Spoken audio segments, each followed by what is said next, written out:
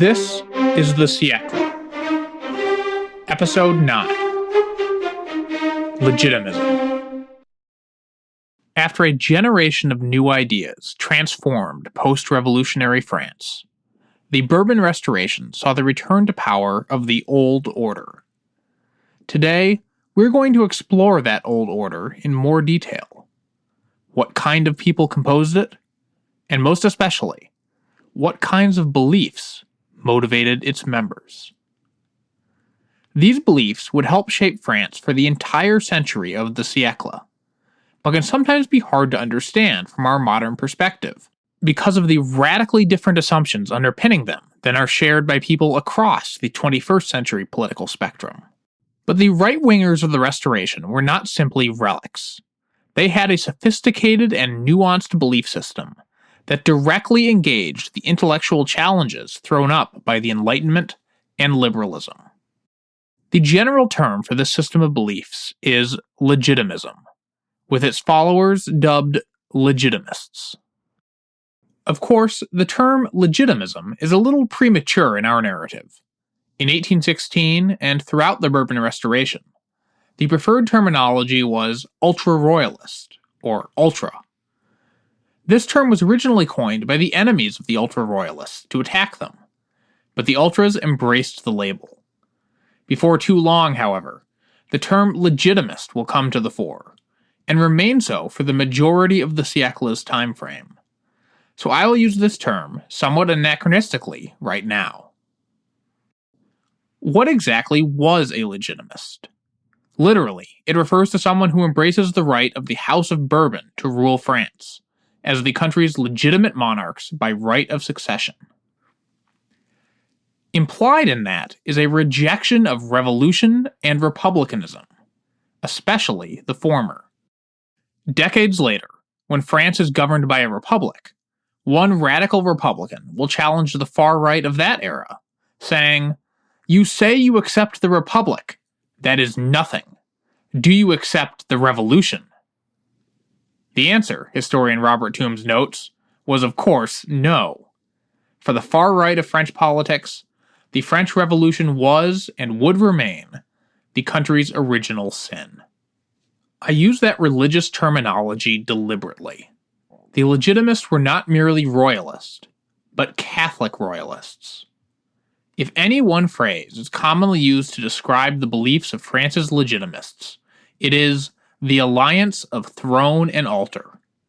King and Catholic Church, protecting and supporting each other, and together, guiding society. There is more to legitimism than this, but the role of Catholicism in legitimism cannot be easily dismissed. It can be difficult to put ourselves in the shoes of early 19th century Europeans with respect to religion, where sectarian divisions were much more important than they are today. Most countries still had an established state church, as indeed France did during the Restoration. The rights of religious minorities were often in question. Even Britain, the most liberal of the major European powers, kept laws on the book limiting the rights of non-Anglicans through 1828. The Catholic Church, with a tradition of vast landholdings, an array of spiritual and lay orders, and the central role for the Pope, could be a particularly thorny issue. As one legitimist of the period wrote, "The Catholic religion ought to be considered true, and the others false. It ought to be a part of the country's constitution, and thence spread to political and civil institutions. Otherwise, the state professes indifference toward religion. It exiles God by its laws. It is atheistic." Therefore, French Legitimists championed both the spiritual interests of the Catholic Church as well as its material interests.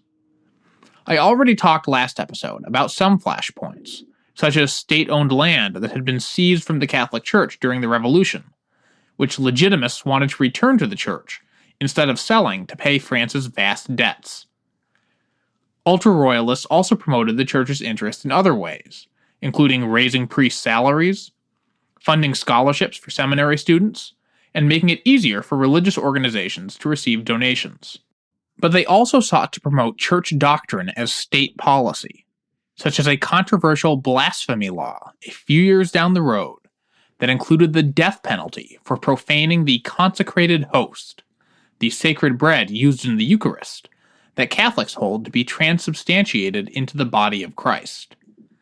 The Vicomte de Bonald, one of the leading theorists of legitimism, summed up the guiding principle. The revolution which began by a declaration of the rights of man will end with a declaration of the rights of God. But while Catholicism was integral to legitimism, it would be a mistake to view it as theology. Legitimism was a political philosophy, rooted in beliefs about human nature and the proper structure of society and government. As with any political philosophy, categorizing it is an exercise in generalization and trends. Not every legitimist believed all the ideas I'll discuss here, and not everyone who believed some of these ideas was a legitimist. But political historians, researching what far-right French politicians of the 19th century wrote, said, and did, have identified several trends that can, generally speaking, characterize a coherent ideology, a common fund of postulates, convictions, and truths, out of which the ultras drew the substructure for their thinking, and which constantly fed their political activity, as historian René Raymond writes. I'll be relying here primarily, though not exclusively, on Raymond, author of the book The Right Wing in France from 1815 to de Gaulle, which was a taxonomy of several different right-wing post-revolutionary ideologies. What Raymond calls the keystone of legitimism is the idea of natural order, and both words there are important. Legitimists definitely believed in an ordered society, in which everyone was in their proper place, and everyone worked for the common good instead of individual self-interest. But this order was explicitly defined in naturalistic, organic terms, not in terms of reason and science. The idea, drawing on the theories of English philosopher Edmund Burke, was that the best and proper way to organize society was that emerging from a slow and gradual evolution, developing spontaneously and in conformity with the laws of nature. That can be a little abstract, but in essence, it's a belief that the way things have always been works for a region, and trying to overthrow traditions is not just dangerous, but deeply unnatural. Countries should be guided by customs, legitimists argued, not constitutions. And indeed, they considered constitutions loathsome. Up to and including Louis XVIII's charter, which, as I discussed in episode 7, Louis had accepted as the spirit of the age. A written constitution was an attempt to impose a rational structure on an organic society. One legitimist pamphlet in response to the charter urged Louis to reject all pedantic contrivances which want to draw their geometric lines between the submission of children and paternal authority. Authority, as that pamphlet mentioned, was another important part of legitimist thought. In keeping with their organic view of society, legitimists saw the country as just a much larger family. Just as, in their view, the father was the head of the family, owed respect and obedience by his wife and children, the king was the father of the country. They believed in a paternal and patriarchal monarchy, whose sovereign was more the father than head. And furthermore, that the feelings of his subjects for him were those of sons for their father, where affection tempered respect, and obedience shaded into deference. Louis, who did not share the intensity of most legitimists, but who certainly shared their traditionalism, often referred to himself not as the King of France, but as the Father of France. But it's not necessarily fair to brand the legitimists as authoritarian. Paradoxically to their opponents, they talked a great deal about liberty. They didn't mean liberty the same way that liberals did, as an Enlightenment idea based on reason and the rights of man, a concept legitimists scorned as formal liberty. Instead, they saw true liberty deriving from ancient organic traditions. Napoleon, to legitimists, was a despot and a tyrant. But they were confident that Louis, bound by custom, would be a bulwark for French liberty even without the despised charter to restrain his power. Legitimists opposed military conscription and, tellingly, fought fiercely against the state-run university that Napoleon had founded. Liberals saw state-run education as a foundation of liberty, emancipating individuals by giving them knowledge. Legitimists saw it as a tool of centralized state power and propaganda. Centralized is a key word there.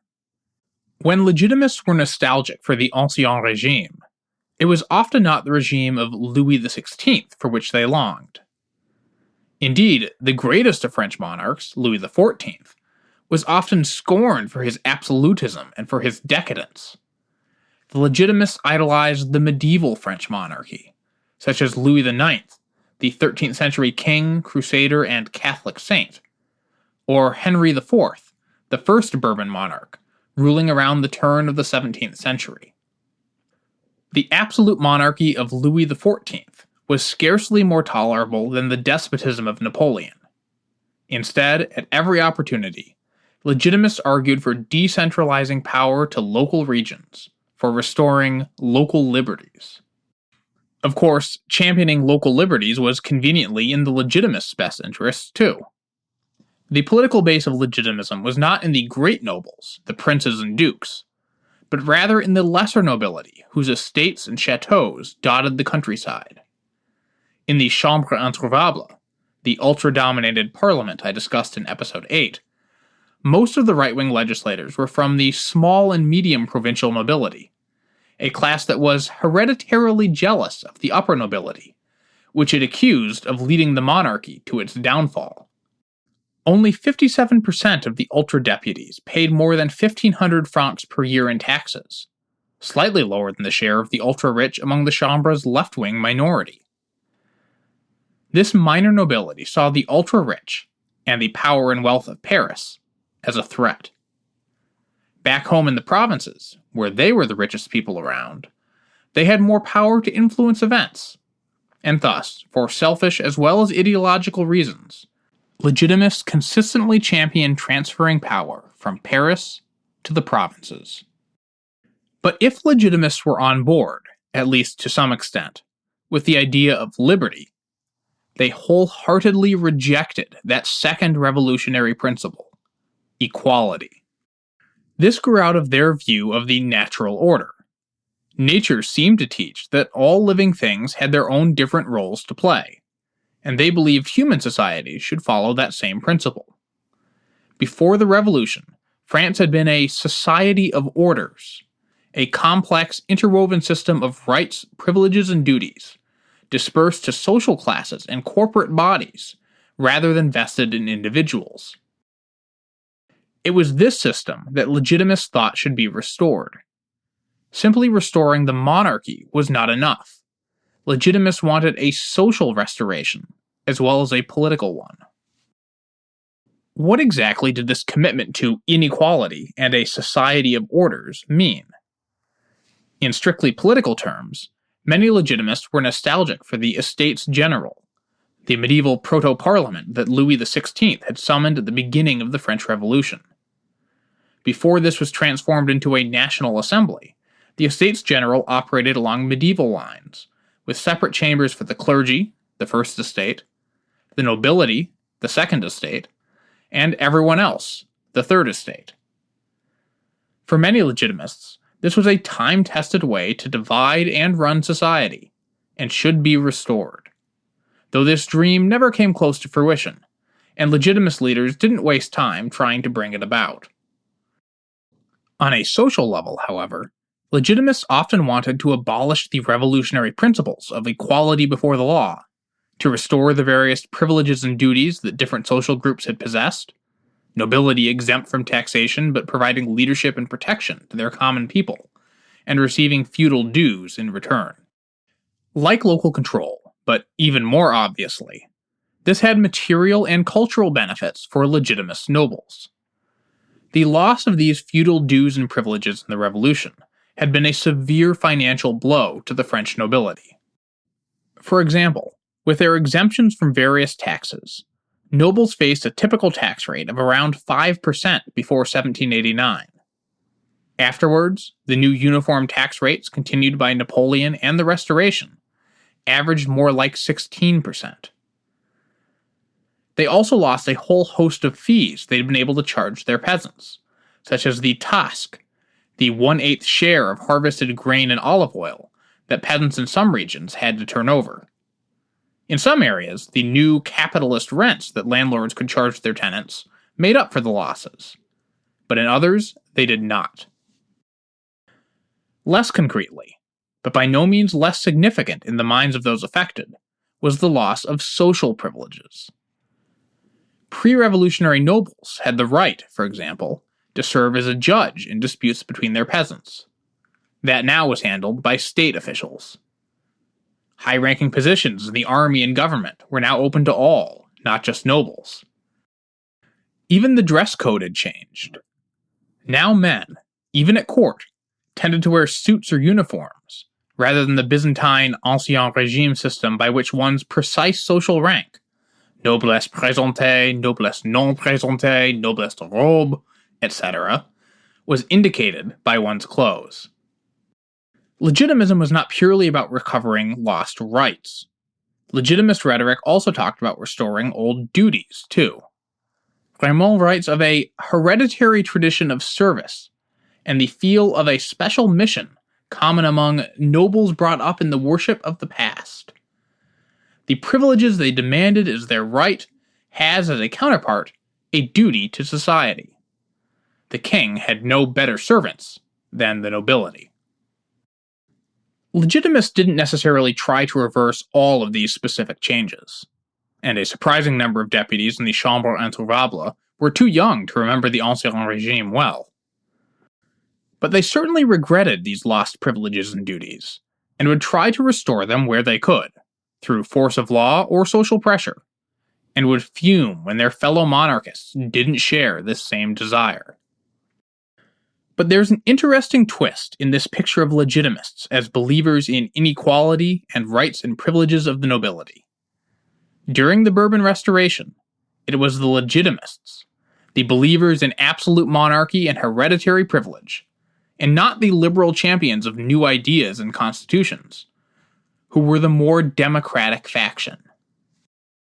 Recall from episode 7 how the Charter of 1814 let only the richest 1% or so of French men, those paying 300 francs per year in direct taxes, vote for the Chamber of Deputies.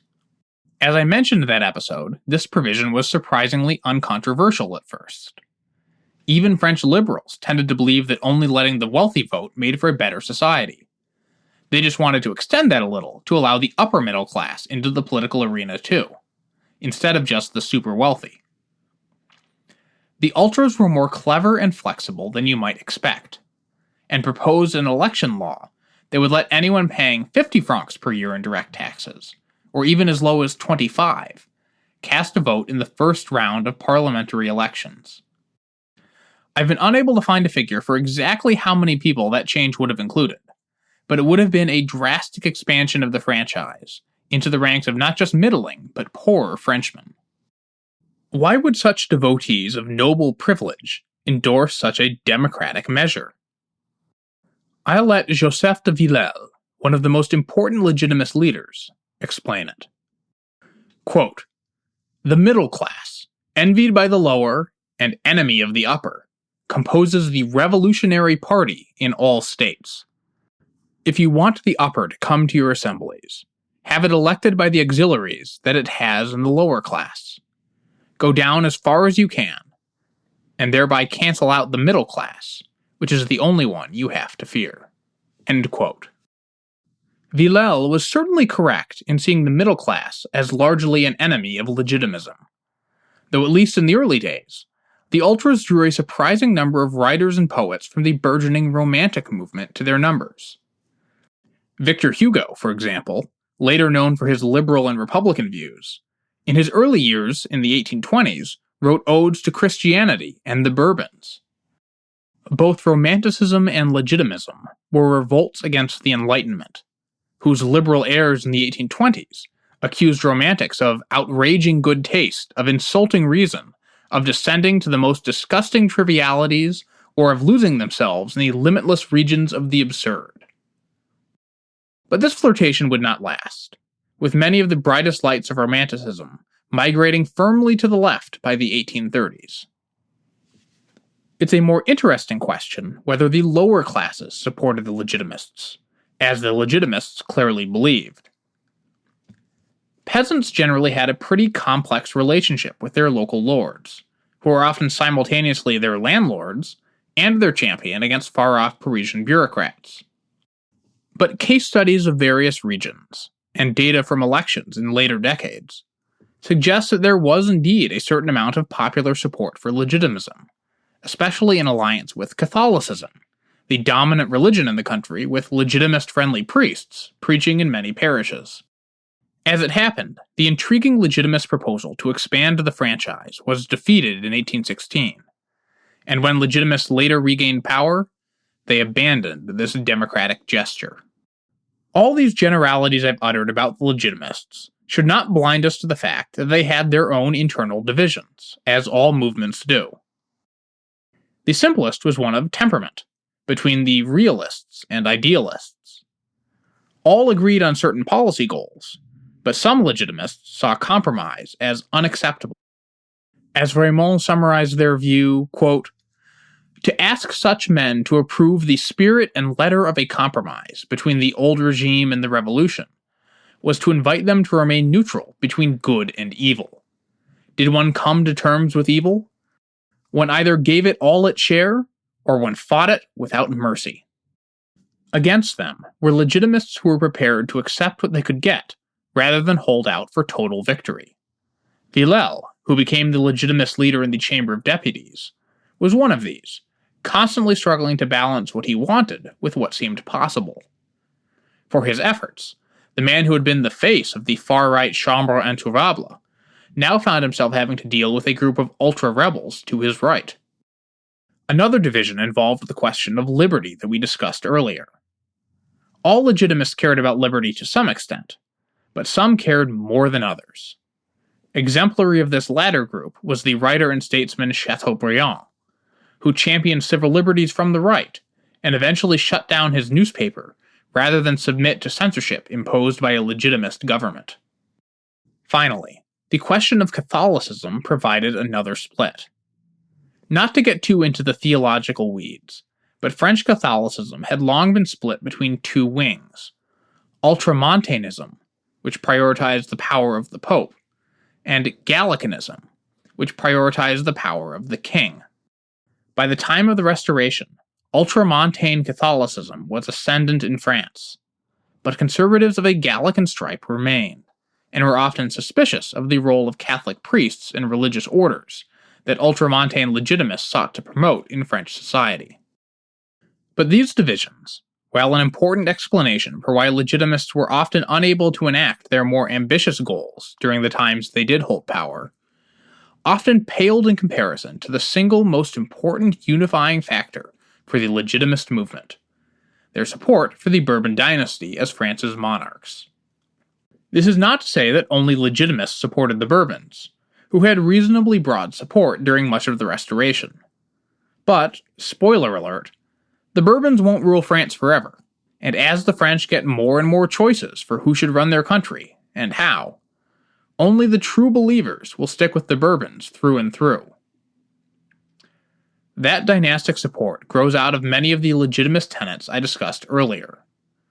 If you believe that France is governed best when it sticks to its age-old traditions, well, one of those traditions is that leadership of the country should pass through inheritance, and that other methods, especially popular revolution, aren't valid ways of determining leadership. In this sense, it's a happy coincidence for the Legitimists that, generally speaking, the Bourbons turned out to have similar beliefs as the conservative traditionalists who championed their right to rule France in the face of competing claims. There's no reason that a Bourbon couldn't have been a liberal, and indeed we've seen the consternation with which many Legitimists treated Louis XVIII, merely for being less vehement in his methods.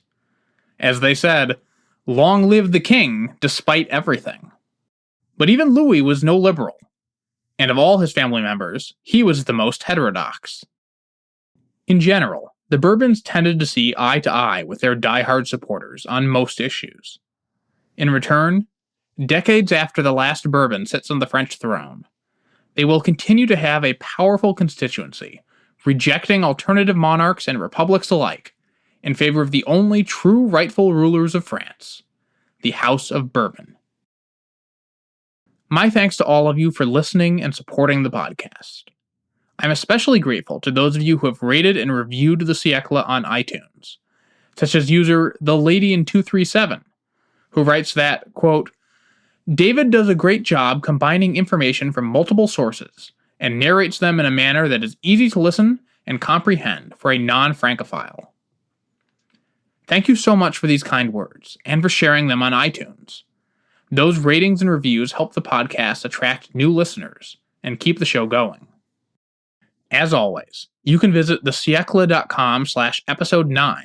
That's THESIECLE.com, with 9 as a numeral, for all sorts of bonus content. Lots of history podcasts will put the occasional map or picture in the show page, or an episode bibliography. At thesiecle.com, I go far beyond that, posting the entire written script for every episode, with dozens of footnoted citations throughout. Footnotes also go into tangents that I couldn't fit into the episodes themselves.